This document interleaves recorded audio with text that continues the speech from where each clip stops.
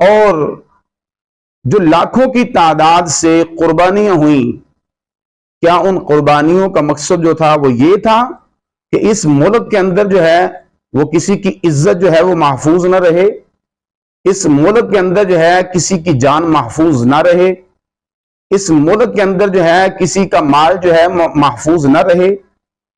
یہ علیحدہ جو خطہ بنایا گیا، یہ ٹکڑا جو ہے یہ معرض وجود میں آیا، تو اس کے بنانے کا مقصد جو تھا وہ یہ تھا کہ ملک پاکستان کے اندر پاک نظام ہو،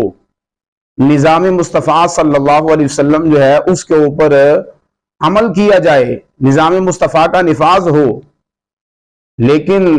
ہم نے تو اس کے الٹ کر دیا۔ کیا ان کی روحیں جو ہیں وہ اپنی قبروں کے اندر خوش ہو رہی ہیں، یا جو ہے وہ غمگین ہیں کہ آج انہوں نے جو ہماری نسلیں ہیں انہوں نے ہماری